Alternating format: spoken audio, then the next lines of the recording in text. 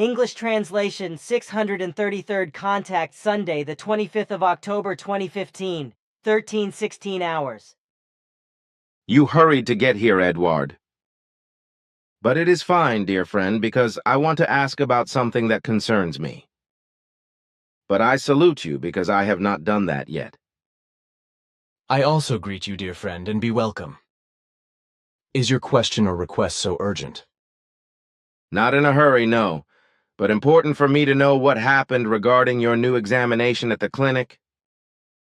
Oh, there was not much going on, and there was not much happening.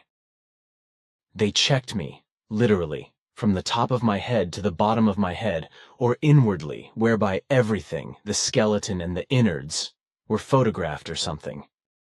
Nothing new was found besides one thing. Therefore it remained that my backwards fall on the 28th of February of this year destroyed my left lower 2 ribs, and the skin of my ribs was injured, and has not healed again until today. Which is why the constant disturbing pain. The whole thing can take many months to heal again. Of course, the traditional damages and bone adhesions at the radius of the right wrist were also recognized, where I had a triple fracture. The 2 demolished 6th and 7th cervical vertebrae were also recorded, which came from the fact that in 1943 I had completed a secure parachute jump from the house ridge at a height of 7 meters with an umbrella, because I had seen through your father Svatha's help how parachutists floated from the sky.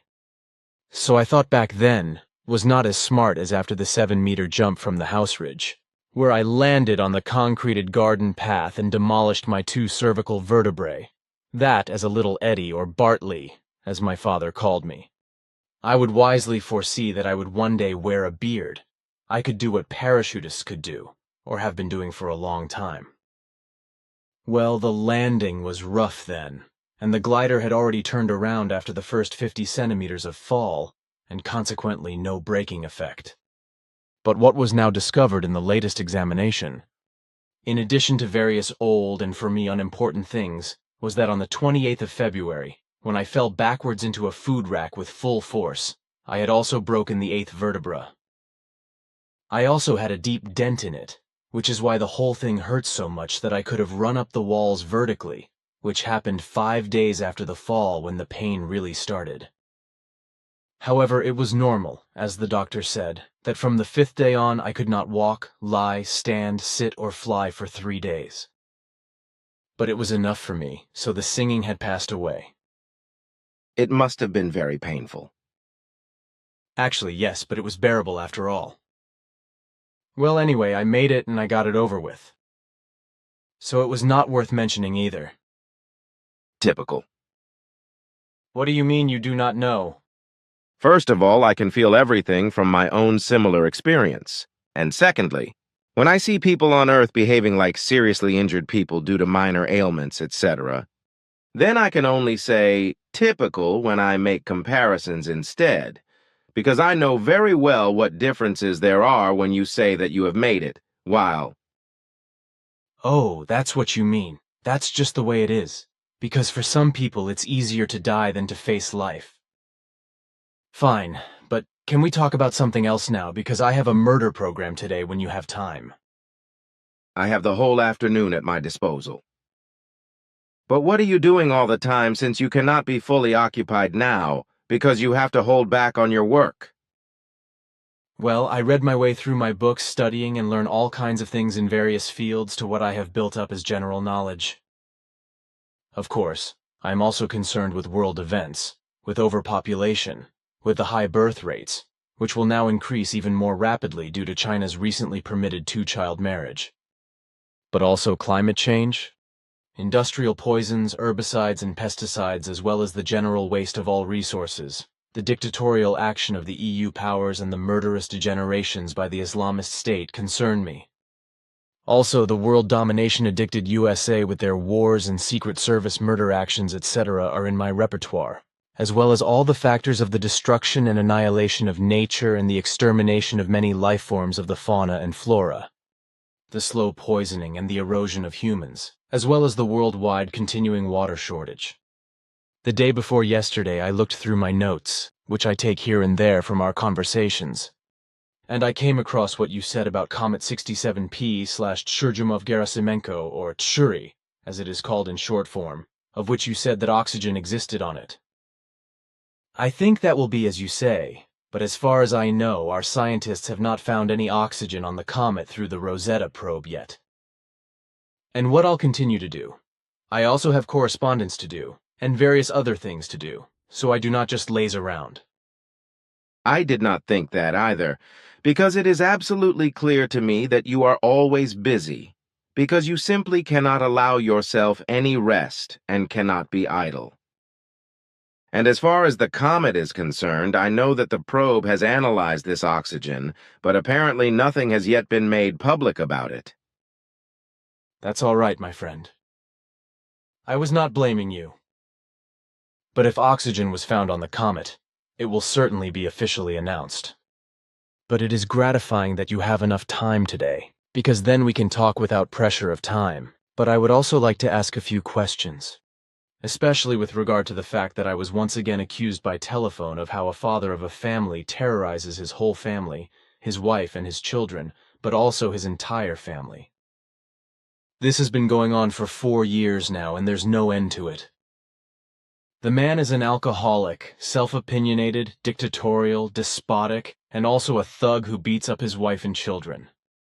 Unfortunately, however, it is of no use if I advise his wife and relatives to inform the authorities, and to see that the man is to be taken out of circulation and sent to an alcohol withdrawal cure and treated psychologically and psychiatrically and educated to become an adult.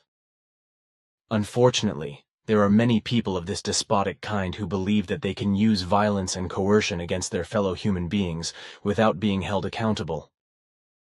I was also able to make such a sad observation experience in an inhumanly run penal camp for interned Allied soldiers. And it was really a barracks penal camp and not a prison that your father Svath let me see, where the Swiss army somewhere near Surrey in the 1940s treated and vegetated interned soldiers like miserably kept and tortured animals. Svath explained to me that the camp commander, a criminal Swiss, was a Nazi who had worked as such in Germany, but who returned to Switzerland after the beginning of the war in 1939 and was taken back into the army, in order then to work as a penal camp commander in Nazi fashion and treat the Allied internees like dirt. The man I could see from Svath's ship, which was shielded from any view, was classified by Svath as a degenerate and unscrupulous person, who acted in the same way as the Nazi generals in the German concentration camps, where Svath also let me see some things. I also remember a prisoner transport consisting of cattle wagons and goods wagons stuffed with kidnapped people to be taken to a concentration camp and murdered. I also like to remember the number 5662, which was attached to the steam locomotive at the front. But what happened in the penal camp near Surrey, I do not remember the name of the exact place, by the power given to the camp commander, who treated the internees like dirt, slaves and worse, left them living in dirt and almost starving to death. She robbed and allowed that many of them could be raped. As your father Svath explained to me, whereby the whole thing was much worse than it would be done with animals. That was simply terrible and unforgettable for me. But I was grateful to Svath for letting me see the terrible, for I have learned a great deal from what has accompanied me throughout my life and never let me rest to fulfill my mission by working out the teaching and describing and teaching the way of true life to this day. Other experiences have also contributed to this, such as what happened together with my godfather at the Katzensee, as well as the thing with Menderes, etc. Well, degenerate and malicious people. They do not have to be alcoholics or thugs, but simply psychopaths, self-opinionated, selfish, domineering, and dictatorial. Always feel justified and believe that they can sit down over their fellow human beings, direct them, torture them, harass them physically and psychologically, and humiliate them with stupid and arrogant remarks in order to inflict humility and submissiveness into them. Such people actually believe that they are more and better as well as smarter than all their fellow human beings. Therefore, they also treat others disparagingly and imperiously, humiliatingly, and under certain circumstances hunt them to death, or even rob them of life themselves.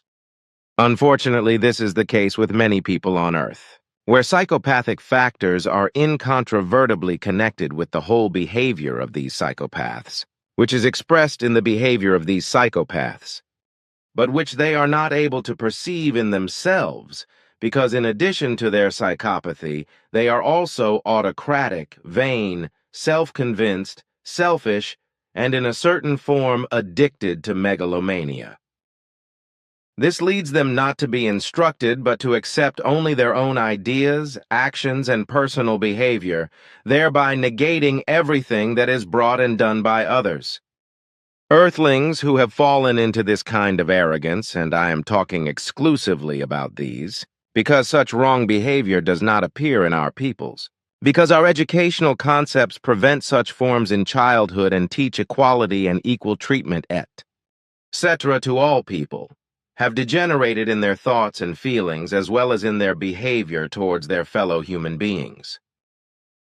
They are addicted to the false conviction that they can form, lead, and do everything better themselves than those who arrange, lead, and control something. In their arrogance, they presume to object to everything that they themselves cannot shape in their own sense, and thus to everything that falls outside their know-it-all, imperious, presumptuous, imperious, and despotic behavior. The whole has the form of a slave treatment in relation to fellow men, who are wrongly judged and condemned as stupid and naive and treated accordingly in the delusion of being themselves clever, wise, and unsurpassable in every respect. These kinds of people are despotic and morbidly arrogant. They believe themselves to be infallible and competent leaders, who they truly are not.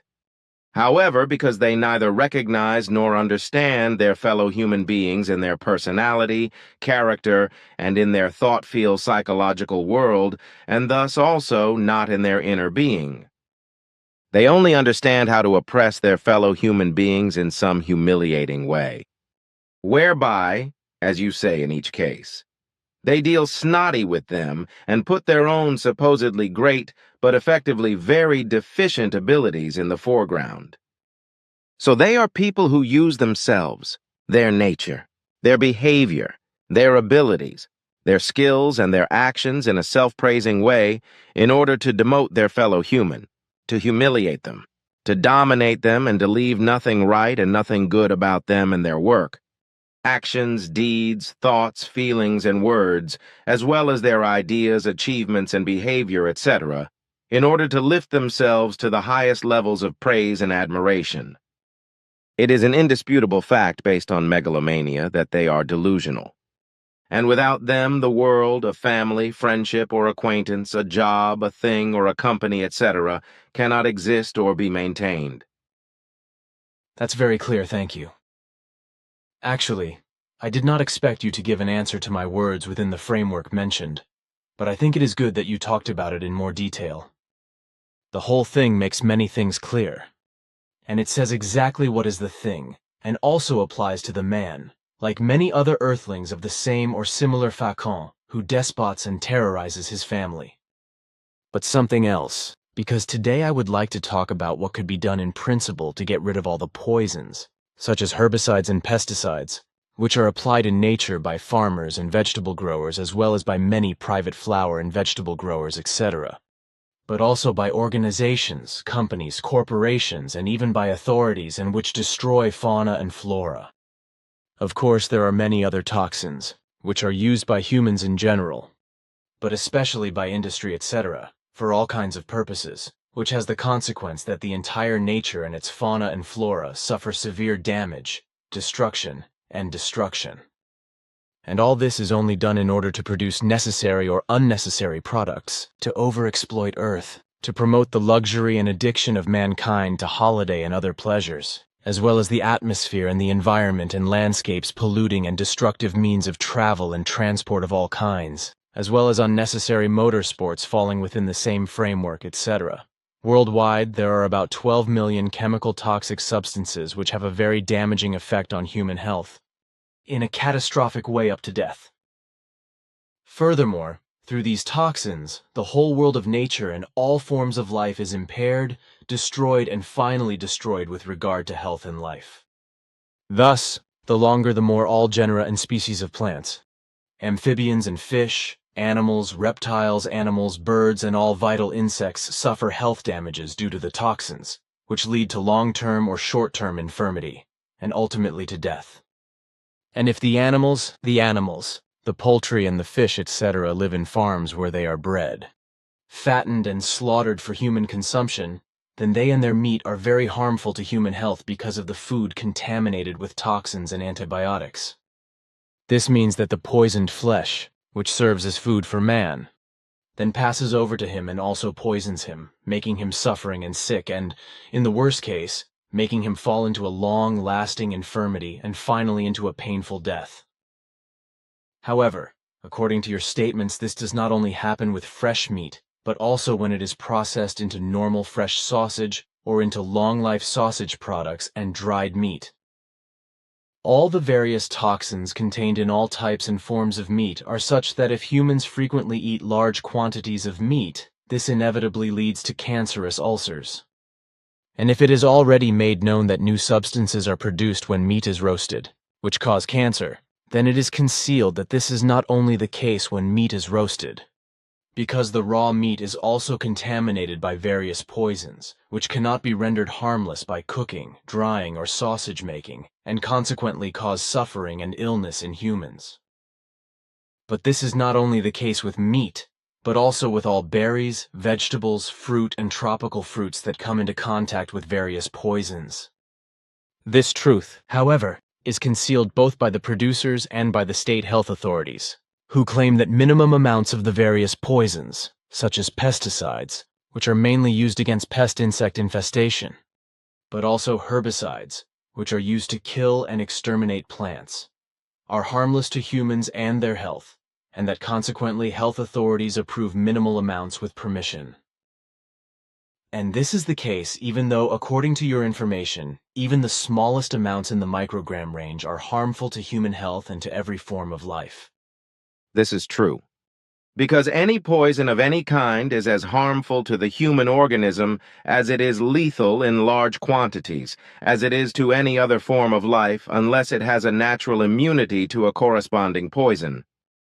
With regard to the fact that poisonous substances contained in meat can no longer be broken down by the feed and antibiotics, etc., not even by roasting or cooking, nor by processing it into fresh sausages, dried sausages, or dried meat, it has to be said that in the least case, life is affected by indefinable ailments from the point of view of health, while in the worst case, diseases occur which are not diagnosed and can ultimately lead to death. There are indeed toxic substances that can be broken down again by the organism, but this can never be the case in full, leaving behind minimal amounts and causing suffering and indefinable diseases. However, they are also toxic artificial additives which are incorporated into any type of sausage during the production process, whereby sodium nitrite with the E number 250 is the most frequently used very harmful additive in earthly food production, which is also contained in many other meat products, and therefore not only in sausage products, but also in ready meals. This E250 is also carcinogenic, and in many other forms is also harmful to health, because it is not beneficial to human health in relatively low and minimal amounts, nor is it beneficial to other forms of life. The E250 substance increases even more during roasting, other heating and grilling of the meat, as well as in all ready meals, because nitrosamines are formed during roasting, which significantly increases damage to the human body and the risk of cancer. In addition to the E250, there are many other chemically questionable food additives that make people suffering and ill and allow them to fall into infirmity. And as such, food additives, although not by the food industry itself and not directly added, but by agriculture and horticulture. In addition to neonicotinoids, all other types of pesticides are to be mentioned, as well as herbicides and other toxins, which are applied without hesitation in fields, meadows, and on fruit trees and fruit bushes, as well as on berry, vegetable, grain, and herb fields, but also on similar plantation products. And the fact that the population also acts within the same framework and uses the same toxins for their home gardens, borders and sidewalks, etc., is only a compelling consequence of the propaganda which is carried out by the toxin-producing companies and corporations. The conclusion of the whole thing is that today there is nothing left in nature and its fauna and flora that is not contaminated with toxins, at least in the nanoweight range. And if this devastating thing is analyzed in relation to the terrestrial human being, then this also applies to him, whereby however many are contaminated with much larger quantities of poisons than only in the nanoweight range. Consequently, many suffer health-wise from it, without the physicians being able to diagnose the true causes of suffering and illness because they lack the possibilities for it. Seen from this point of view alone, it corresponds effectively to an irresponsible and reprehensible lie of toxicology that minimal toxic doses in the nano or microweight range are not harmful to health, or could even be broken down from the organism again. Because this is absolutely illusory. In addition, that is to say to nano, it is probably in such a way that with this term surely many humans cannot begin much. Although it belongs nowadays actually to the general education, whereby, so I suppose, nevertheless many cannot imagine under it what is meant by it actually. In general, nano is understood to mean only a tiny amount, but not that it is the Greek word nanos, which means dwarf, whereby nano, as it is used today, is a determinative word in composition with the meaning of the 10 to 9 part of a physical unit, which is called n. To explain this might well be necessary because in general Earth humans do not deal with such facts, because they also do not belong to the general education for them as you just explained. But back to the topic mentioned. Earth humans must commit themselves to a future without poison, because they and the entire environment come into contact with dangerous and toxic pollutants in different ways. The increasing use of herbicides and pesticides in agriculture and vegetable gardening, etc., such as plasticizers in plastic production and children's toys, as well as bisphenol A in canned food and hormonally effective chemicals in cosmetics, are all contributing to the general disease and poisoning of all terrestrial humanity and nature, its fauna and flora, the atmosphere, and all waters. All these pollutants surround the terrestrial man daily and endanger and impair his health. In agriculture and horticulture, it is mainly herbicides, such as neonicotinoids in particular, that have caused bee mortality. In contrast to pesticides, herbicides are so-called weed and weed killers, which are biologically active compounds and intervene in the metabolism of plants in a variety of ways. Through their application by humans, an irresponsible killing of plants or individual plant parts takes place in this way. The fact that herbicides not only kill plants, but also acute life forms, such as insects, various animals and birds, etc., for the alleged benefit of the most efficient agriculture and vegetable cultivation possible, or for weed-free gardens and green areas. As with pesticides, neither the users nor the manufacturers of the poisons care. And what is also bad is the fact that the effect of the various poisons cannot be controlled in its entirety because the necessary knowledge and technical possibilities are lacking. As a result, all toxins of all kinds have become and continue to be a very great danger to nature, fauna and flora, the entire environment and humanity on Earth, because ultimately residues of all the toxins released are found in the food. And many toxins in everyday products cause many diseases in humans, such as allergies, diabetes, cancer, visual impairment, dizziness, and infertility, etc. And ultimately they lead to death. Unfortunately, on the one hand, everything is trivialized by the poison manufacturers regarding the poison applications and their consequences for humans. Nature and their entire fauna and flora in such a lying way that all ignorant humans believe the lies and use all poison without hesitation. Consequently, only a minority of humanity is concerned that even the majority of humanity is poisoned by all the toxins that are used all around and everywhere. And as I myself see it, this poisoning has been going on for about a century. It began only imperceptibly, but now slowly it becomes more and more recognizable that humans are poisoned more and more by thousands of toxic substances. Consequently, he thereby also falls victim to many kinds of suffering and diseases, to infirmity and death.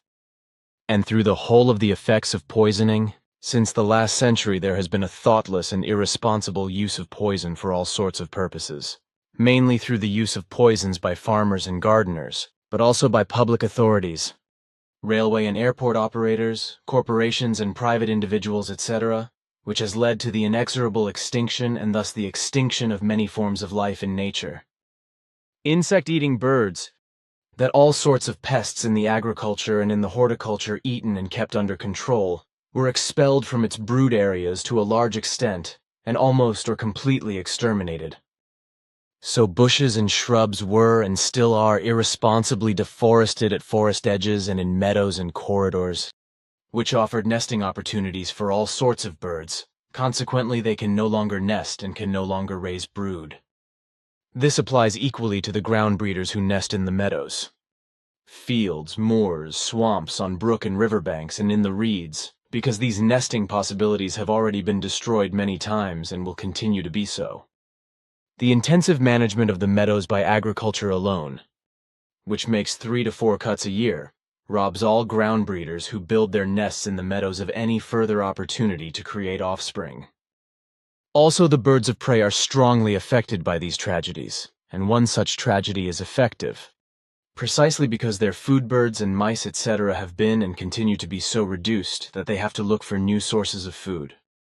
And the greatest evil with regard to the death of birds is found in the fact that their food source, the insects, are killed and exterminated by pesticides, so that the feathered helpers no longer find food in nature. However, it is also a fact that remaining insects are so poisoned by herbicides and pesticides that when eaten by insectivorous insects, birds, amphibians, reptiles, and vertebrates, they kill them. As a result, these forms of life are also slowly but surely exterminated as a result of man's delusion of poisoning. And how all these toxic substances actually have an extensive effect on people, the environment as a whole, and on fauna and flora, is hardly researched, or even not at all, and is therefore not known. The fact is that of the 12 million or so chemical toxic substances, only about 1,500 substances are included in the list of hazardous substances. In addition, the sum of 2 hormone-like substances is not equal to 2, because effectively these poisons react rather almost nightmarishly synergistically or interacting, from which 1 + 1 chemicals can result up to 1,600 times the original dose. As far as I know, most chemical creations have not yet been tested for their harmlessness to human health, but only for their effects on industrial, military, killing, paralyzing, and killing, as well as destructive and destructive benefits. And as I know from you and also from studied papers, the group of toxic food allergens consists of well over 100 basic substances, from which a large number of different cross and mixed toxins result. Similar proportions can be assumed for various environmental toxins, such as air pollutants or chemical products. The storage poisons, that is to say the toxins which accumulate in the body of a life form, etc., are therefore also called accumulation poisons, whereby these damage the body of each life form much more intensively and lastingly than poisons which are slowly or quickly broken down again by the organism. With regard to storage poisons or accumulation poisons, the metabolism of life forms is not in a position to break down this group of poisons, as a result of which the body is forced to store or deposit the poisons in various organs and organ systems, and thus to store them, as a result of which it accumulates them. Of course, this applies only to those life forms that are not immune to the poison or poisons. But I do not really want to talk about that now, but only about the toxins which, as herbicides and pesticides, destroy nature, and thus also fauna and flora, and also cause health damage, suffering, and death to humans. Basically, amphibians, reptiles, insects, Fish, animals and birds, etc. can feed on plant or animal substances, whereby the food palette of insects in particular is so wide that there is probably no organic substance that does not serve any of these living beings as a food source, as is also known in our earthly entomology or entomology. There are, however, insects that feed only on animal matter, called carnivores or zoophage insects, which include a large number of insect species, and which also live as predators, and thus from other living insects and other life forms, or only from their blood. Insects, which mostly live from other insects, usually kill their prey and then eat it. Normally these insects are bigger, or at least the same size as their prey itself. Such insects can also be parasites that eat parts of a host animal without killing it, although they are usually smaller than the host animal. If, however, they kill their host in the final phase of their development, they can still consume their prey as scavengers, such as the common gravedigger, who uses the carrion primarily to feed his brood. This beetle, like all its species, is predatory and lives mainly from fly and mosquito larvae, also eats fresh carrion, although the largest species native to Europe also hunts larger beetles, such as the dung beetle. Even the field cricket, which is actually an omnivore, just like the human being who feeds everything, eats small ground animals and insects that fall to the ground as carcasses. I would also like to mention the bats native to Europe, which all eat countless insects and some species also spiders. Bats carry off their food not only in flight, but also insects that have settled somewhere on a seat. But I digress. Because I actually wanted to ask what you could recommend to eliminate the herbicides and pesticides that are used in rough masses by the people of Earth, and thus poison their fauna and flora as well as their people. What can be done so that at least these poisons can be banned from any abuse that spreads many deaths in nature and cripples, mutates, and even exterminates many species of living beings? And we must not forget the people in whom the poisons, of course, also cause a lot of suffering, pain, and infirmity, and ultimately lead to death, as I have already mentioned several times. With regard to toxins of all kinds, it has to be said that these are divided into concentration poisons and summation poisons by earthly chemists, although I find this paradoxical because I know from you that poisons of all kinds concentrate and accumulate. Can you explain something about that, please? For the sake of understanding, some explanations are necessary with regard to toxicology. Toxins are toxic substances which are synthesized by living beings or which are produced by humans synthetically or artificially, and therefore not authentically, but chemically, artificially, fake, or even unnaturally. This corresponds to a scientific discipline that deals with the research of poisons and their effects, as well as with medicine and its use. Toxicology deals with poisonous amphibians, gems, insects, notches, microorganisms, plants, reptiles, substances, and animals, etc., as well as with the physiological mechanisms of toxic effects and their quantitative aspects. The chemical composition and mode of action of the toxins are mostly peptides or proteins or protein compounds, whereby some alkaloids are plant toxins. These are produced by plants and active living beings or organisms of various species to defend or paralyze their victims, disturbing or damaging the basic cellular processes of other life forms with their toxins. Some bacterial toxins, for example, block protein synthesis at the ribosomes. If snake venoms are used, it can be explained that many of them are proteases or proteins that degrade other proteins. But with regard to your question, it should be explained that according to the behavior of the toxins at the receptors, two types of toxins have to be distinguished, namely concentration toxins and summation toxins. But also with regard to their danger due to minimal quantity deposits, which are stored in the organism, as well as with regard to the indirect and direct effect, there are differences. Both species store minimal amounts of toxins in the organism and accumulate them when new substances are added. In the case of concentration poisons, the effect increases with increasing concentration of the toxin at the receptors. If, however, the toxin is degraded again, for example by exhalation or metabolic processes, without damage to the blocked receptors, then the effect also fades away completely. But it is erroneous to assume, as is claimed in terrestrial toxic research, that the toxin in the organism is completely degraded again and becomes completely ineffective. Effectively, it is in such a way that minimal substance remainders remain in the organism and can damage this in the long-term scene, which cannot be recognized, however, usually by the still very unsatisfactory earthly medicine and treated consequently also not healing by a decontamination. Toxins of all kinds are deposited at least in extremely small, very minimal amounts, and are not recognizable in every organism, which I have to emphasize again. And if the organism continues to be burdened with the same or other types of poisons, then the minimal quantities of poisons accumulate and concentrate and, over time, trigger further complaints and sufferings, whereby the physicians, precisely because of their still prevailing inadequacy with regard to diagnoses, etc., cannot diagnose the true cause of the sufferings. Consequently, they are unable to treat them either. Summation toxins, also known as accumulation toxins or CT toxins, are toxic substances that cause irreversible changes in the receptors. This means that the toxic effect remains even after the active substance has been excreted from the organism. If further toxins are added, there is a danger that some of the remaining receptors will be irreversibly damaged again by the toxin molecules, in that the individual effects sum up in this way.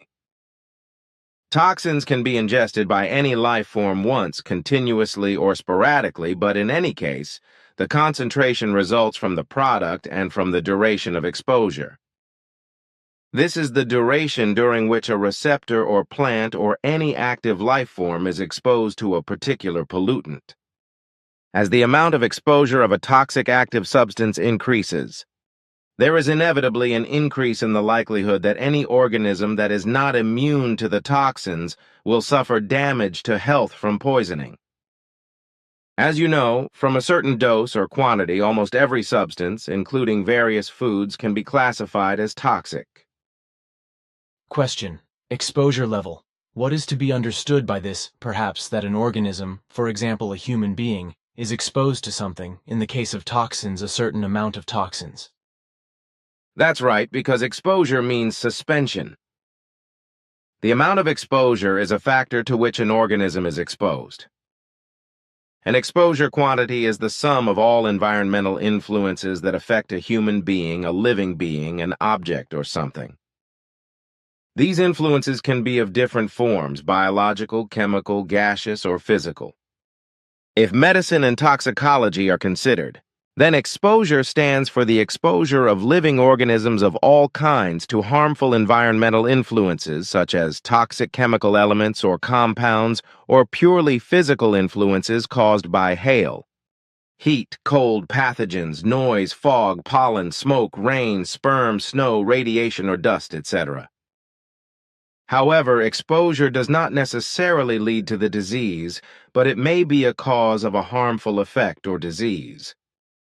On the other hand, an exposure can also have a protective function, for example, during regular physical and conscious activity, where an exposure has a positive effect on the physical and consciousness, thought, feel, psychological well-being, as well as on the cardiovascular function. Thank you for the explanation. And then the following question. Would not the solution be that all living beings of all kinds displaced and almost exterminated by poisons, the exterminators of harmful insects, etc., would again be bred in large quantities and set free in nature, especially in places where they can act specifically against pests in relation to all kinds of cereals? Vegetables, berries, fruits, herbs, and all other humanly cultivated natural foods by exterminating them? Of course. The breeding of all the necessary insectivorous and other pest-controlling life forms of all necessary genera and species should also be strictly controlled, so that no imbalance but a natural equilibrium arises, and consequently none of these life forms can become rampant and cause any harm. The whole thing, however, would be a protracted process that would take many decades, or even up to 2 centuries before, on the one hand, all life forms necessary in this way would be bred again, whereby on the other hand, it would probably take even longer until everything would have been regulated again. What can you say? That would be the simplest thing to do, and moreover, this form of return to nature or to the natural means of pest control would be the best way that there could be at all.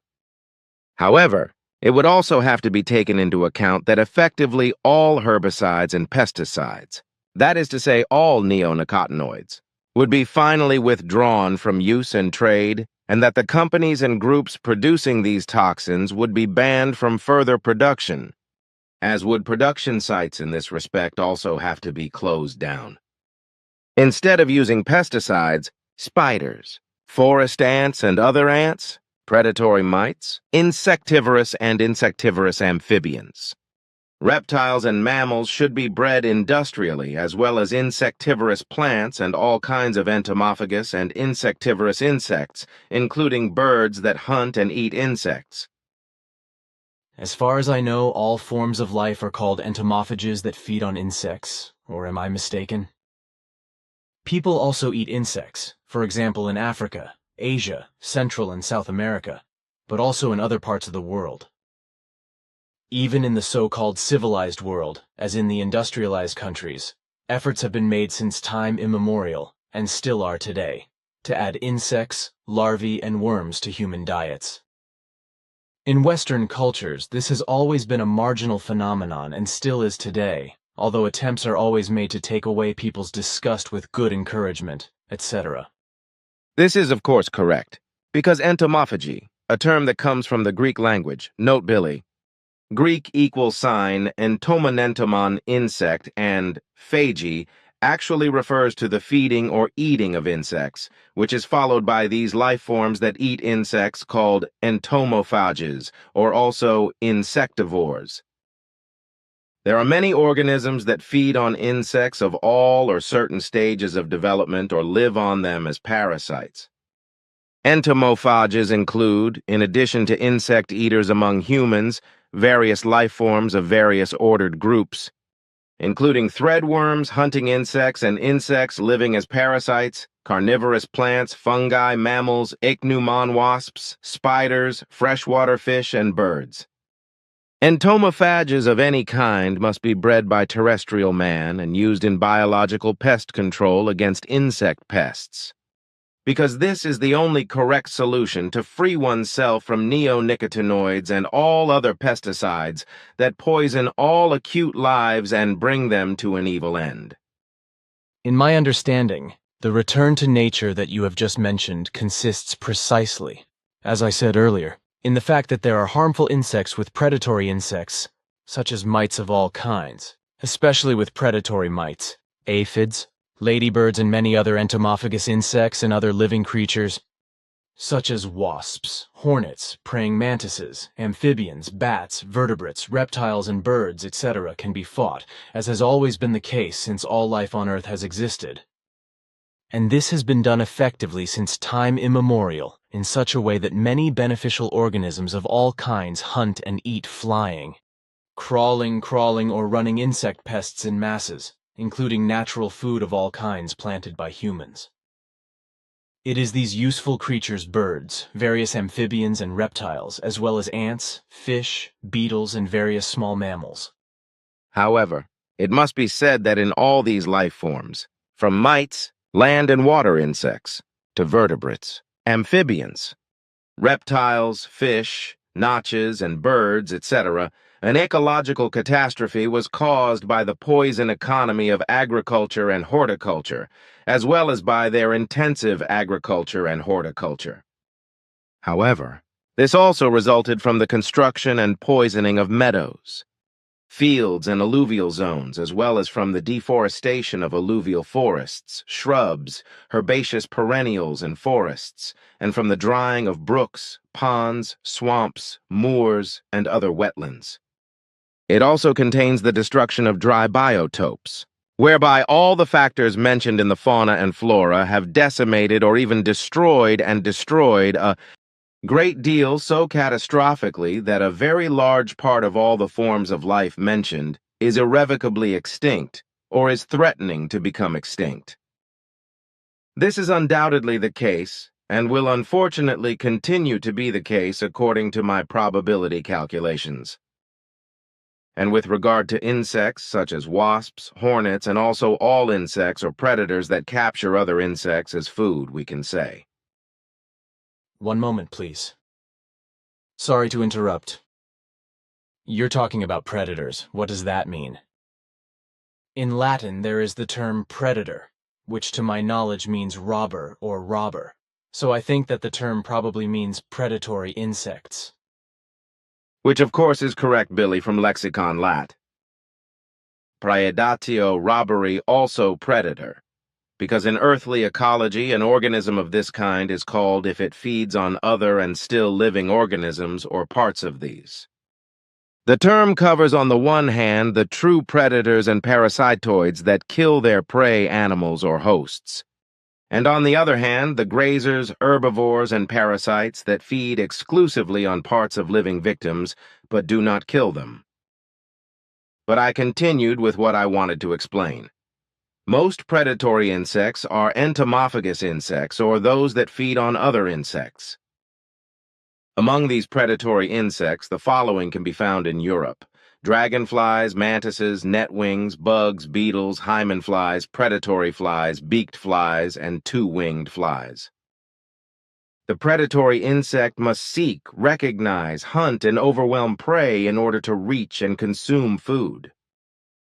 And all the organs of the predatory insect, in particular the sensory organs, the legs and the mouth parts, are adapted to this entire process. Dragonflies fly around on the hunt, while money fire beetles swim around, praying mantises lie in wait, beetles walk around again. Consequently, the search for food can be active or passive. In general, everyone can do something for the bird world, which is already so decimated by the application of herbicides and pesticides that it can no longer effectively combat pest insects, etc. in human food cultivation, as would be necessary. And this is because more and more herbicides and pesticides are used by humans, but this leads to birds finding even less food, and, of course, being poisoned by toxins. And this happens on the one hand in a direct way, just when they come into direct contact with the poisons, and on the other hand by eating insects, etc., killed by poisonous substances, and thus also absorbing the toxic substances through which they become ill and ultimately fall into infirmity and death, which ultimately sooner or later leads to their extinction. So it is necessary that humans in general provide the birds with food in a responsible way throughout the whole year, because they cannot find any more food, or they find it too little. And the fact that bird feeding has become very urgent and necessary all year round, so that birds have to be fed also in summer and therefore all year round, has long been an undeniable fact. So, contrary to the widespread opinion that bird feeding must or should be stopped at the end of winter, feeding birds has become an urgent necessity to be followed, which should be noticed by every responsible person. This is precisely because only the year-round application of bird feed can make a complementary contribution to the preservation of bird diversity, which is just as essential for the survival of human life as the preservation of bees and countless insects and vertebrates, etc. In the meadows, fields, and private gardens, etc., shaped by intensive agriculture and intensive horticulture, the birds find less and less food or no food at all in the summertime. And this is also the case there, where by many clean man actions all meadows, fields, corridors, wet and dry surfaces, etc., as well as forests and meadows, as well as whole landscapes of wild herbs and seed carriers are cleared and exterminated, which serve the birds and also other living beings in nature as fodder. Unfortunately, everything is always combated intensively with herbicides, which means that arable, mountain, wet, moor, reed, stone, swamp, dry land and meadow plants, etc., only seldom produce seeds or no seeds at all due to early and frequent mowing, if the plants are not even poisoned and exterminated. In addition, practically all genera and species of insects, including beneficial insects, are reduced. reduced, atrophied, and even exterminated by pesticide use in the population in such a way that an irreparable imbalance arises in the entire insect world and fauna. And this also happens in house gardens in rural and urban areas, which are so cleaned up and laid out in monocultures that they are often poor in species and not ecologically designed. The consequence of this is that birds often search in vain for food in such house gardens, as well as in large horticultural enterprises. Also in so-called ornamental gardens, an ecologically completely or at least nearly dead environment is created gladly with much poison employment. And what I would like to say about this is that it is certainly good if it is explained once that many people only talk about art, but do not know that these are preceded by the gender, which is called genus. The genus. That is to say, the genus, that is to say, the sex, is a ranking level within the hierarchy of biological systematics, whereby it stands before, that is to say, above the species, but below the family. A genus may contain a single species, hence it is monotypic. However, if a genus contains a larger number of species, then it is polytypical. Well, back to the bird world. Many bird species, which are exposed to the stress of offspring rearing from spring to autumn, are in need because they can no longer find food for the young, which is why it is extremely necessary and important in this respect that sufficient food for the birds is spread by humans all year round. This also applies to useful insects and vertebrates, etc., which play an important role in the control of harmful insects, etc., as well as to the pollination of plants of various species and fruit trees. Year-round feeding of birds, useful insects, etc., and vertebrates within the same framework helps nature and all its fauna and flora. With the many species of birds, year-round feeding even has such a positive effect that they breed earlier and lay more and higher quality eggs, as they are able to raise their young better and achieve a significantly higher breeding success. These are facts that I have observed since 1969, since I have bred and continue to keep ornamental birds on the one hand, and feed wild birds all year round on the other. I have also noticed that the breeding density of birds increases when sufficient nesting places are offered, with artificial nesting boxes and shrubs and perennials and other ground bushes having extremely beneficial effects. At the long-term year-round feeding places that we have for wild birds, it is not uncommon to observe many different bird species, including various migratory bird species, which come to us earlier and more frequently as a result of global warming. What I have observed in the last 40 years at the feeding places and on the center area at migratory birds, those were wagtails, mountain finches, thrushes, bullfinches, that is to say dome peppering, goldencrest, warbler, greenling, crested tit, cuckoo, leaf warbler, robin, redstart, parole, starling, Stieglitzy, that is to say thistle finches, pied flycatcher, wren, and zilpzalpe. Sure, there were 2 or 3 others, but at the moment they do not cross my mind.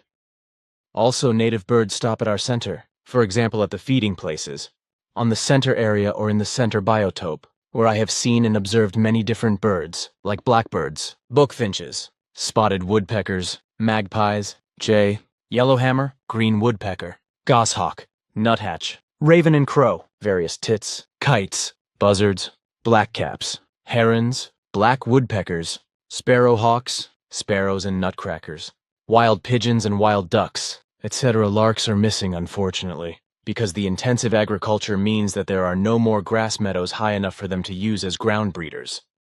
And swallows are unfortunately only rarely seen flying high when the weather is good and they hunt insects high above. Of course, there were also animals I could observe: blindworms, squirrels, badgers, foxes, a herd of 5 chamois recurring over the years, a magnificent deer, lynxes, martens, deer and roebucks, weasels, and on the 16th of October 2015 at 20.35, a magnificent wolf. But I have deviated, therefore back again to the bird world. The all-year feeding of the wild birds has thus, in my opinion and according to my observations, no disadvantages, but only considerable advantages, as I recognized since 1969 until today, again and again. I believe that, in principle, Effective long-term strategies must be implemented by all responsible people with the aim that the entire bird world and the insects and vertebrates, etc., which are vital for the fauna, flora, and ecosystem, as well as the biological diversity of all necessary plants, are reared. The whole efficiency of the ecosystem and its function has been extremely adversely affected and even largely destroyed by man's guilt. Consequently, it must be rebuilt and must be rebuilt, promoted and preserved for all the future. The year-round feeding of the birds is, as I said before, only a small supplementary contribution. Throughout Europe, as well as in the USA and Canada, the species-rich native bird world has been severely affected, with a considerable loss of species being recorded today. All this means that the year-round responsible feeding of birds is an urgent necessity, as is a comprehensive ban on the production and application of herbicides and pesticides. While such measures are not the ultimate solution to the evil problem, they do make a valuable contribution to the protection of bird life and biodiversity. However, serious work and action must be taken to restore the natural habitats of all wild birds and beneficial insects, vertebrates, etc., with annual bird feeding alone being a useful complement. When feeding, care should and must be taken to ensure that birds are not fed any food leftovers. As such, should only be fed raven crows and ravens. To my knowledge, the genus ravens and crows comprises 42 species, whereas in Europe mainly the raven and the carrion crow, and also the hooded crow, as well as the rook and the jackdaw can be found. Overall seen worldwide, there are about 110 different species. Since the end of the 1990s, there has also been the glanskrahe in Europe, which, if I remember correctly, has become a part of Holland. Ravens are the larger birds, but crows are the smaller, and together they form the genus Corvus in the family of ravens, which is collectively referred to as Corvidae. Apart from ravens and crows, the wild birds should not be given any food leftovers as fodder, but only good strewn fodder with a high proportion of sunflower seeds, hemp, no grain, but lots of oat flakes, as well as peeled peanuts and frost-proof coconut fat, millet, possibly titmice dumplings, but which are only picked if there is not enough proper outdoor fodder available. The fact that no bread should be given to the birds corresponds to an ancient and scientific ornithological fairy tale, as does the fact that no salt should be added to the food when it is prepared by the birds themselves. For indeed, birds also need salt, as do all other forms of life. Meat is also of great importance for some birds, so that in addition to the usual summer and winter open-air food for various wild birds, chunks of hard cheese and sausage products can also be offered. Depending on the bird species, including titmice and other songbirds, these are eaten and also used to raise their offspring, as we have been experiencing for around 40 years here at the center in this regard, and see how the wild birds are doing well and how they are constantly multiplying. Also, in relation to these things, earthly ornithologists are partly still backward in terms of knowledge. That's what your father Svath said, so I'm aware of that. But look here, I copied that from the internet and studied it, whereby I think it is probably of value that you read it, and we then also record it in our conversation report. The whole thing is interesting. It is about wasps, hornets, bats, and birds. If you want to read it. Of course, because I am also interested. Ta reads. Wasps live like bees in states. In autumn, the wasp people die. Only a few fertilized queens survive and found new wasp states in spring. An old nest is never populated a second time and also discourages young queens from building a new one nearby.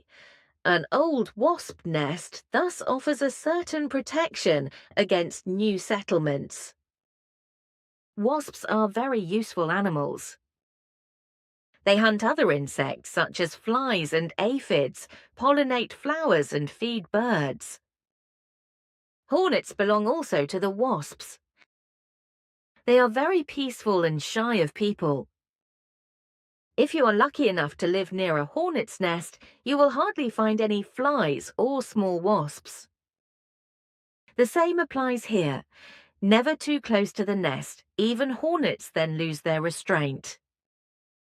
The recognition of the loot takes place with robbers, who hunt on the day, through sight, thus visually.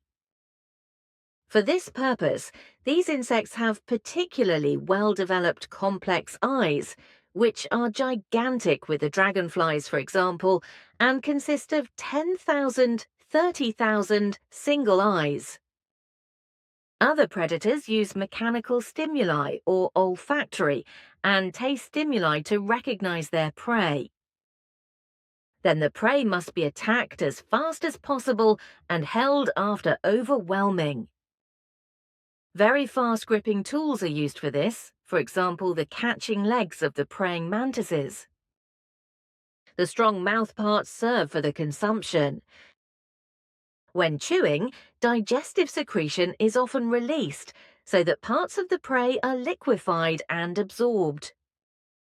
Stinging predators inject saliva into the prey, which quickly kills it. The prey is then liquefied by digestive secretion and sucked out. Predatory flies capture butterflies. In order to obtain food, the predator must seek, recognize, overwhelm, and consume the prey. For this entire chain of action, all organs of the predator, in particular the sensory organs, the legs and the mouth parts, are adapted. The search can be carried out actively by running around E. G. Ground beetles, flying around A. G. Dragonflies, swimming around E. E. Money fire beetles. The search can, however, also be passive, that is to say, by lurking E. G. God's Anabaptists. The recognition of the loot takes place with robbers, who hunt on the day, through sight, thus visually. For this purpose, these insects have particularly well-developed complex eyes that are gigantic, for example, with the dragonflies, and consist of 10,000, 30,000 single eyes. Other predators use mechanical stimuli or odor and taste stimuli to recognize their prey. Then the prey must be attacked as fast as possible and held after overwhelming. Very fast gripping tools are used for this, for example the catching legs of the praying mantises. The strong mouth parts serve for the consumption. When chewing, digestive secretion is often released so that parts of the prey are liquefied and absorbed. Stinging predators inject saliva into the prey, which quickly kills it. The prey is then liquefied by digestive secretion and sucked out. The ladybirds, Coccinellidae, are a worldwide family of hemispherical, airworthy beetles, whose cover wings usually show a different number of conspicuous points. Many species feed on aphids and scale insects. The ladybirds are popular with the population and carry the most different names in the respective local colloquial language. Their popularity is due, among other things, to the fact that they are useful in horticulture and agriculture, as they eat up to 3,000 plant lice or spider mites in their larval period alone, depending on the species. They are variable in appearance, which complicates their destiny. The same type can occur in dozens of pattern variants. Some, such as the alfalfa ladybird, even reach over 4,000 counted variants. In former times, these variants were occupied with own names within the same species.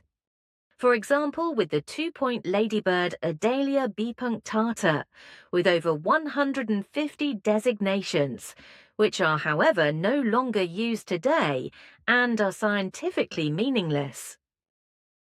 In some subgroups, for example within the Tribus simnini, a determination can be difficult and reliable only on the basis of an examination of the genital organs. In addition to the genitalia, the head capsule, head shield, and antennae are often reliable distinguishing features of similar species. Bats, destruction of habitats, low maintenance all year round, quarter under the roof eaves.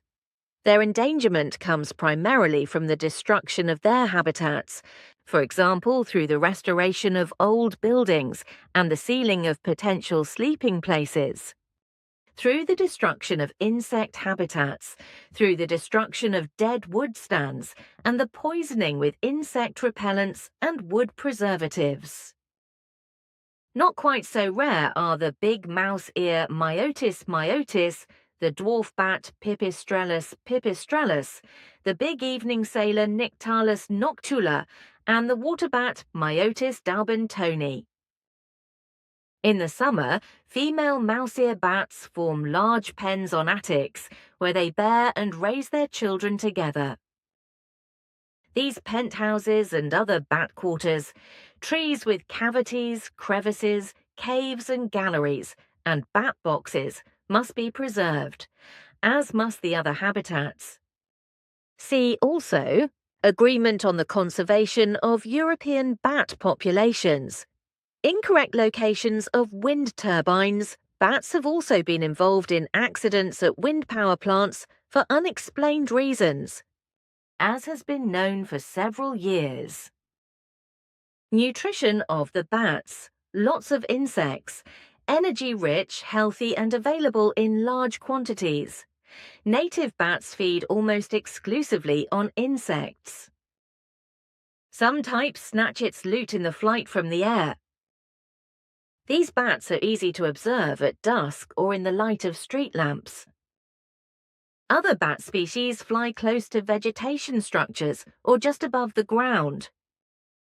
Spiders, centipedes, beetles and butterflies are read from them flying from leaves, tree trunks and building facades. Also from the ground, in the forest or on meadows, Boiteinsekten are taken up. And the water bat specializes in catching insects from the surface of the water. Feasting without limits. A water bat targets a champagne bag every 4 seconds on average. That's 15 fishing attempts per minute, 900 per hour. With a catch success of 50%, that is 2,700 insects in 6 hours. These bag insects weigh an average of 0.002 grams, which is a total of 5.4 grams and thus half the body weight of a water bat. This relatively large amount of food is typical for all bat species. A human being weighing 60 kilograms would eat 30 kilograms of energy-rich food every day as a bat. Insects and birds. Since there are many different bats, there is also much that they eat. Most bats, however, have insects and spiders as food. All German and European bats like to eat small, annoying insects like mosquitoes, flies, moths, beetles, and also different spiders.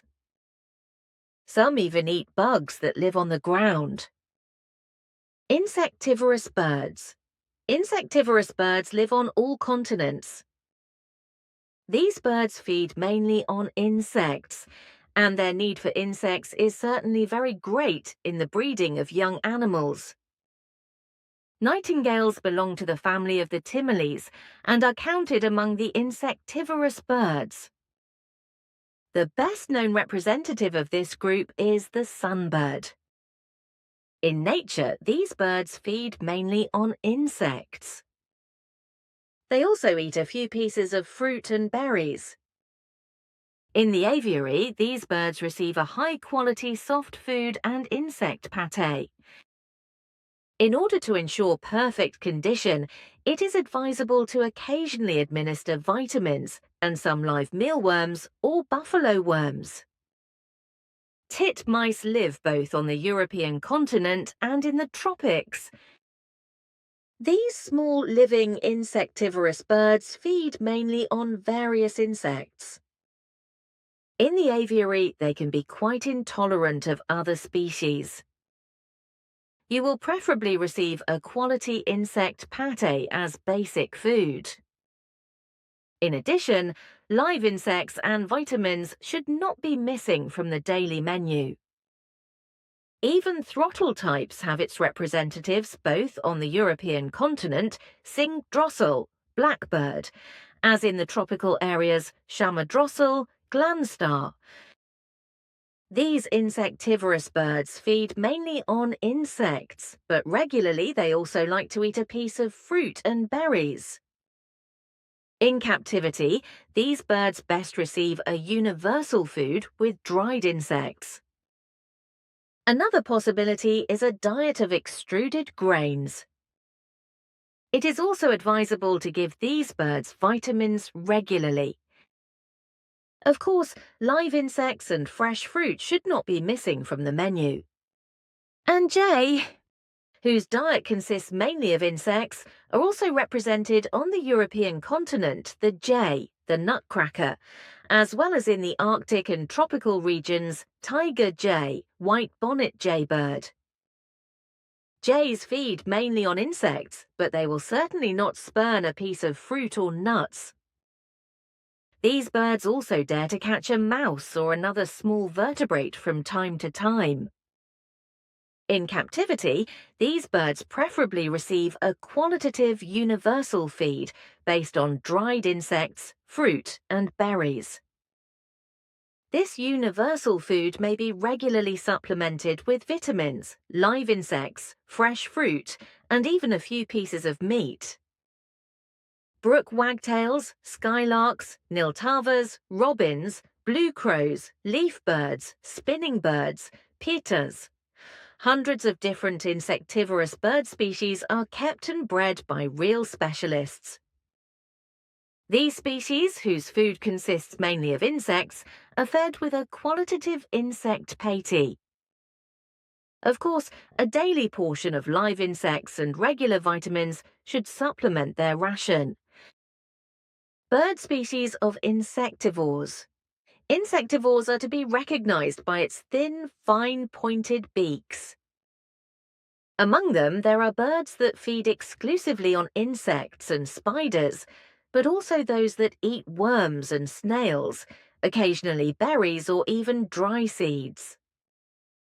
Most insectivores are migratory birds, since they find no food with us in the winter. Among the birds that can be singled out are the meadow pipit, the wagtail, the blackbird, the nightingale, the robin, the great tit, the skylark, the wren, the silk-tail, and the garden warbler. Since all Singvogelarten are shy, one can observe it mostly only with sufficient distance or binoculars. In order to recognize insectivores, you should pay attention to the unmistakable appearance.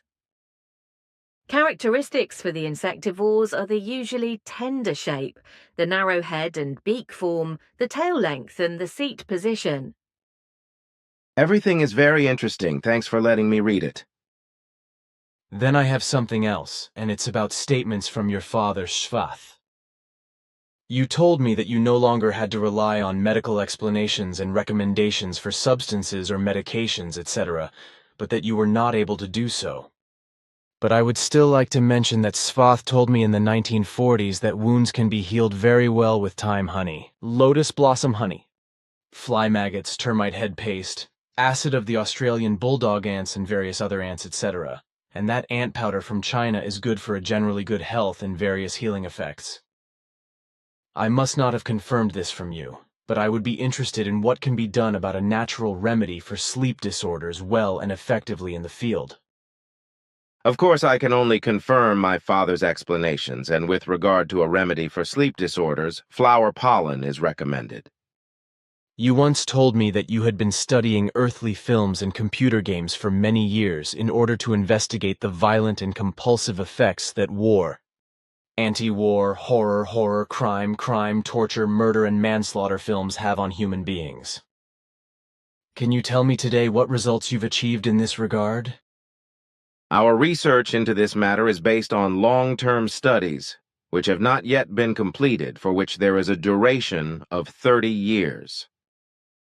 We started with it in June 1987. Therefore, the whole thing will only be finished in 2017, and a final result will be given. To this end, both age and gender, personality structure, problem-solving competence, and the ability to regulate thoughts and feelings must be taken into account, as well as the social environment such as parental home, upbringing concept, friendships, acquaintanceships, and social status, etc.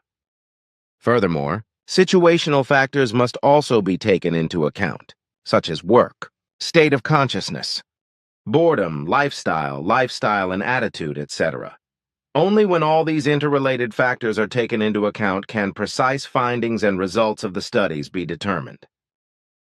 Only under these and various other necessary conditions can exact findings and results be worked out.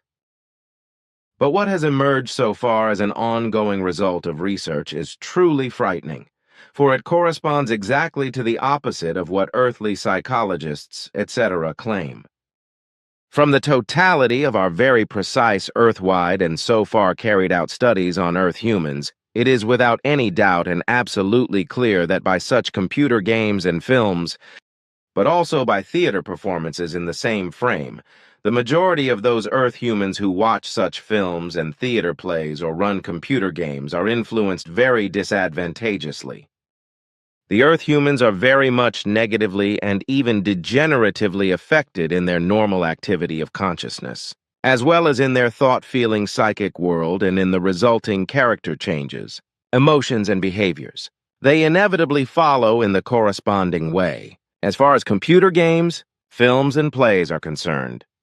In relation to torture, Gewalt, one hatred, deceit, horror, war, murder, revolution, terror, sectarianism, manslaughter, and coercion, begin to act and lose the sense of an effective reality.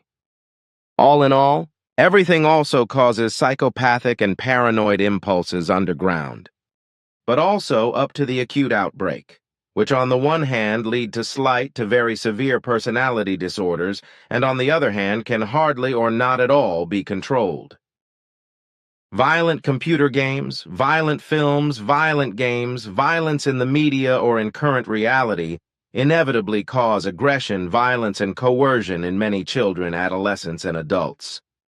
So it is not only children and young people, but also adults, who aggressively resort to violence and coercion through the virtual experience and witnessing of violence and coercion in the murderous violent media of all kinds, just as they do when they themselves experience aggression, violence, and coercion in an acute, real way, and thus in reality themselves, or when they even have to watch something in this way. It is not the case that every child, adolescent or adult who sees a lot of violence or plays a lot of violent games becomes a degenerate violent offender, because other factors play a role that lead to aggression, violence, and coercive degeneration. The fact is, however, that every single person is struck by depictions of aggression, violence, and coercion or direct similar experiences and is drawn in his inner being. Depending on how everything forms in the inner being and how it is processed, this results in aggressive forms which are more or less implemented externally, so that it cannot be said in any way that no internal and external aggressive processes take place. Children, adolescents, and adults who are exposed to visual, indirect, or acute direct experiences of aggression, violence, and coercion via violent games, the media, or acute directly, are extremely vulnerable and form an aggressive attitude in their inner being, which they express externally through aggressive behavior.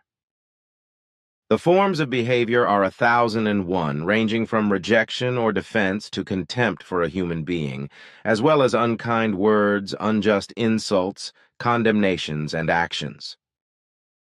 The whole thing even extends to aggressive false accusations and assaults, but also to aggressive naked violence where blood can flow.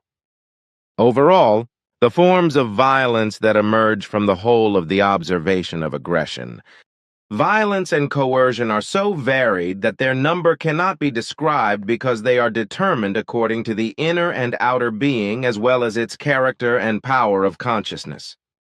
The fact is, however, that not a single person remains untroubled by experiences in relation to any aggression, violence, and coercion in his inner being, as well as in his character, in his consciousness, and in his thought-feeling psyche world, but is badly affected and at least expressed in mild forms of aggression and violence and coercion towards fellow human beings and the environment in general.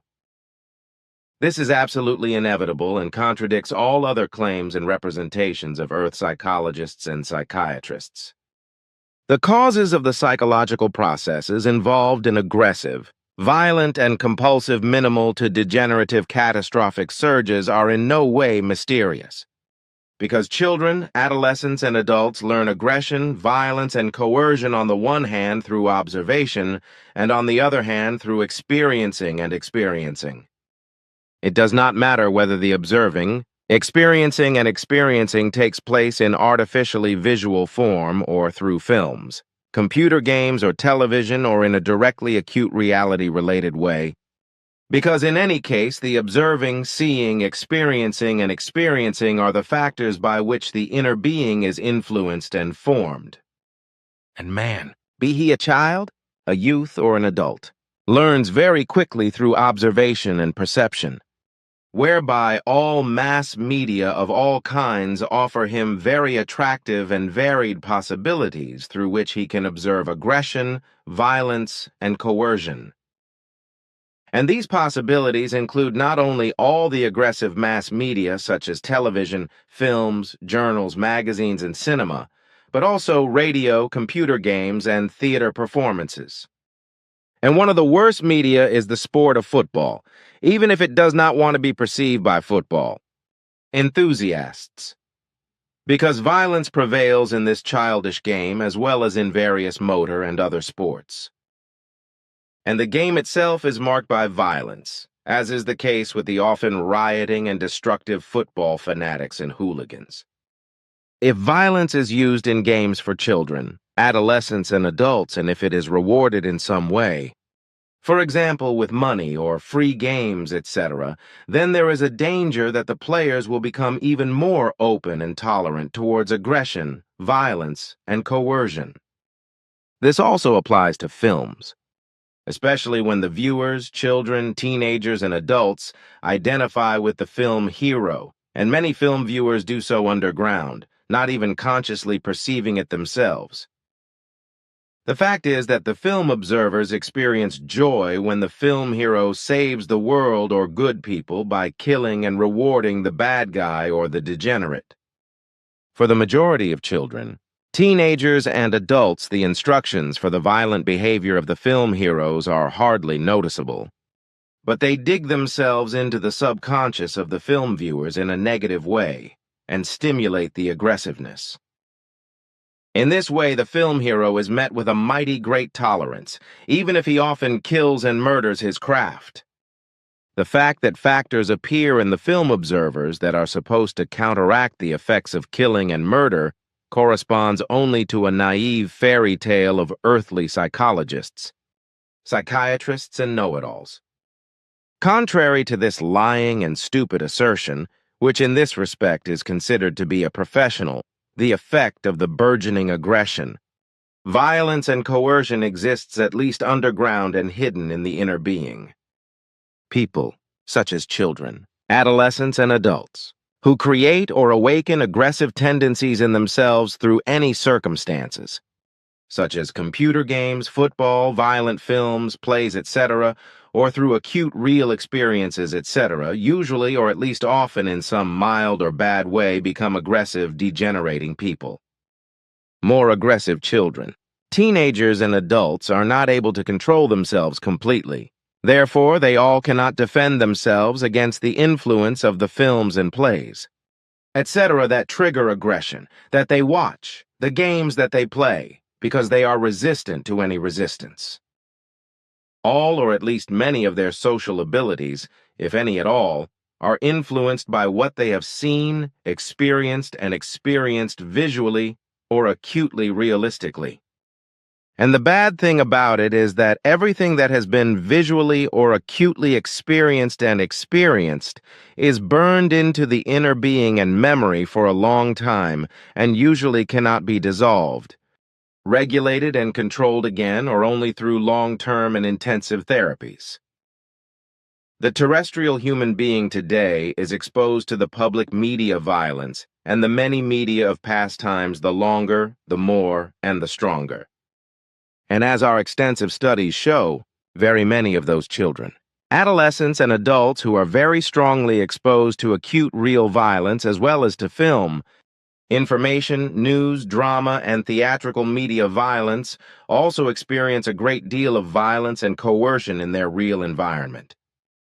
All sources of violence and coercion together give the illusion to people of all ages on Earth that the world is very hostile all around, and that they can only live in it through struggle, murder and manslaughter, and only with war and destruction. And only this erroneous and unrealistic opinion creates in man on Earth defense, hatred and willingness to fight against everything and everyone, as well as against every fellow human being who is not of the same mind, the same class, the same faith, the same race and skin color. So the result is that aggression arises against all other people and can only be met with violence and coercion. And the delusion prevails that other people can only be met if they are given respect by force. But if people become frustrated, stressed and angry, and if they were or are still exposed to violence and coercion, then it is no longer surprising that they tend towards violent and compulsive behavior. Media violence stimulates aggression, violence, and coercion, and according to our research and studies, this affects more than most people on Earth. Of course, the whole thing does not have the same effect on everyone and also not on every person. And not everyone who is affected actually also degenerates, but with regard to the terrestrial human being, only a minority can be assumed. However, the situation on Earth looks very bad when it comes to violent behavior and media violence.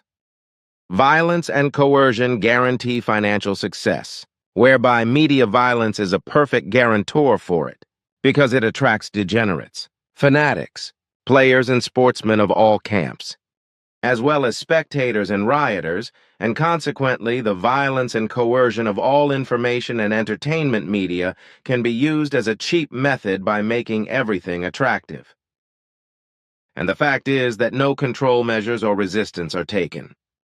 Effectively, on the other hand, they talk just as stupidly and senselessly and uselessly as they do with regard to all terrestrial politics, which cannot manage to create neither a worldwide peace nor a world unity and real freedom and harmony.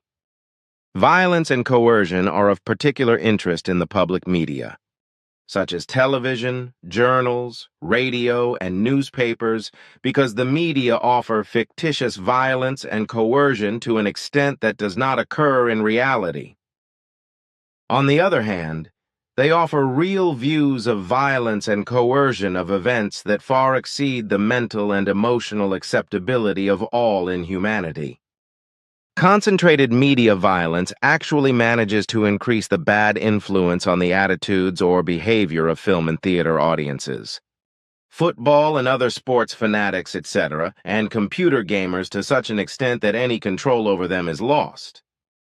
Due to the violence and coercion promoted by the media economy of all kinds, more and more concentration disturbances and decreasing performances of all kinds are appearing in the terrestrial human being, as well as the increasing aggressive behavior and the higher readiness to use violence. The terms violence and coercion are not limited to physical violence and physical coercion alone, for both are also used in relation to the thought-feel-psychological world, where man is driven into depression and into a hopeless state of self-destruction. Any misuse of media violence promotes the aggressiveness and willingness to use violence of those people who allow themselves to be influenced by it. Football, movies, motorsports, boxing, computer games, martial arts, and certain competitive sports, etc., do not in any way reduce the use of violence and coercion. The view of terrestrial psychologists. Psychiatrists and other scientists of the same mind that a person becomes more peaceful through the consumption of representations of violence of any kind is absolutely erroneous. Because on the contrary, the need for aggression, violence, and coercion subconsciously increases, stores itself, and begins to work underground in order to break out at the appropriate opportunity. It is also a fact that violence and coercion, which are triggered by the media or by acute real factors, arouse people in a thought, emotional, psychological way and, moreover, undoubtedly shape them in such a way that they enjoy and become accustomed to violence and coercion in relation to the public media. Computer games, violent films, violent theaters, and all kinds of violent sports. In this way, he falls into a dullness of real violence and real coercion. If a person already has an aggressive pattern of behavior from the ground up, then violence and coercion are all the more likely to be emulated when the opportunity arises to do so. It is also a fact that terrestrial people have a tendency to aggressive, violent, and coercive behavior. Consequently, they also like to consume aggressive computer games, films or theater plays, and play aggressive games as well as sports such as football and motorsports, boxing and martial arts, etc., which increase their aggressiveness and lead to degenerated and uncontrollable acts of violence and coercion. In many cases, violence and coercion are visible signs of very deep-seated social problems, which have their origin in the circle of family, friends, and acquaintances from which a very large influence is exerted. Very often there are psychopathic and paranoid excesses in the violent and coercive, whereby these pathologically conditioned sides are concealed from the environment, but when the opportunity presents itself, they erupt uncontrollably. And it is precisely in this respect that earthly studies carried out by psychological and psychiatric specialists, as a result of false findings, make false and contradictory statements and findings, which are supposed to prove that despite the immensely increasing distribution of violent films and computer games, violence among children, adolescents, and adults has decreased. An assertion that corresponds to an absolutely wrong and catastrophic misjudgment that leads to the whole evil of violence and coercion continuing to rise instead of being radically contained.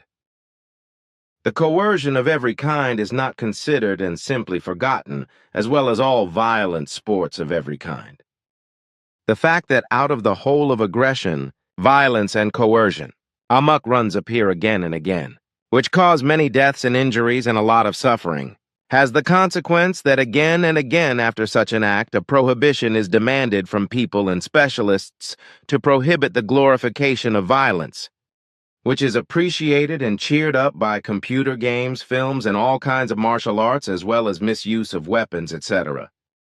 Nevertheless, violence and coercion continue to be upheld and promoted, for example, through military vendetta, Secret Service acts of terrorism, anti-war films and commercial martial arts, etc., etc. It is also a fact that aggression, violence, and coercion arise solely through observation and thus out of purely visual forms of experience and experiencing, which, however, are vehemently denied by experts. This, as well as the truth that aggressive, violent, and coercive people are completely uninvolved in their fellow human beings and their feelings, suffering, problems, and pains, etc., and have become dull. According to our studies, it is absolutely clear that scenes of aggression, fighting, violence, and coercion, which appear in appropriate media or in acute real life, generally have a negative and often rather malignant and degenerative influence on people's behavior, starting with children, adolescents, and adults. We can answer this clearly and unambiguously through our studies. Through the consumption of violent films, corresponding fighting games, and martial arts of all kinds, the willingness to use violence and the coercive behavior of humans is promoted. Only the visual and thus seeing that is to say observing experience of what is recorded in the media often leads to real and degenerating actions and deeds. Even if this is denied by earthly experts, because they are unable to recognize and understand the effective truth in their lack of neediness. Violent scenes in films and computer games, as well as violent sports of all kinds, from football to boxing and all forms of martial arts, have a negative influence on human beings, whereby the willingness to help fellow human beings and all forms of life in general drops, not infrequently to zero, and even to the point that those in need of help are inflicted with suffering, misery, and pain, and even worse. A fact that is also proven by the deeds of amok runners and unscrupulous murderers and thugs. Our studies prove that media of all kinds that contain violence, as well as all martial arts and competitions in which violence and coercion are involved, can have an extremely strong negative and even malignant influence on real life, and also influence people's actions and behavior. Violence and coercion in computer games, films, theater plays, and in all public media, such as radio, television, newspapers, and journals, as well as all martial arts and combat-related competitions, etc., have a negative to degenerative effect on the social behavior of terrestrial man. Even a reasonable and clear-minded person without a psychological or psychiatric education, who does not deal with this matter, can, according to his clear reason, clearly state that the violence and coercion conveyed by all sorts of media color people dull them and even make them indifferent. And the rational one can also recognize that through aggression, violence and coercion of the human being in him, not only a misjudgment of the emergency situations and situations takes place, but also a delay in relation to assistance to be provided in situations in which assistance for the preservation of a human life is of urgent necessity. It is therefore completely erroneous and confusing for earthly experts to assume, as a result of the catharsis hypothesis, that by looking at depictions of violence and coercion of any kind, be it through computer games, fighting games of any kind, martial arts, or violent acute real situations, aggressive tensions could be reduced, thus reducing the willingness to aggression, violence, and coercion. This is more than absolutely wrong, for this false thesis leads all the more to the glorification of aggression, violence, and coercion.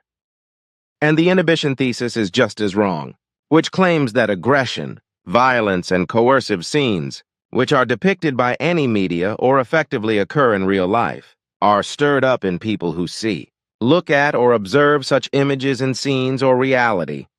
Above all, fear, which leads to the fact that no aggressive, violent, and coercive behavior is shown to advantage and is not exercised, because the opposite is also the case in this relationship. The frequent confrontation with medial and real depictions of aggression, violence, and coercion leads to habituation and emotional dulling, both with regard to mental, emotional, psychological ways and with regard to violence and coercion in verbal and real form. So far, I can answer your question today. But that's quite a good and extensive research finding that you've worked out.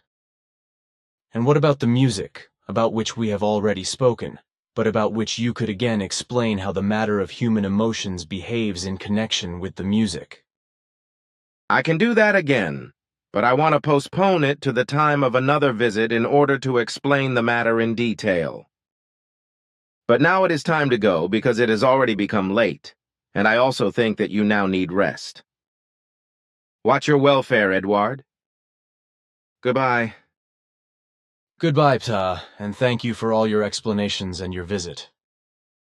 Bye and Salome.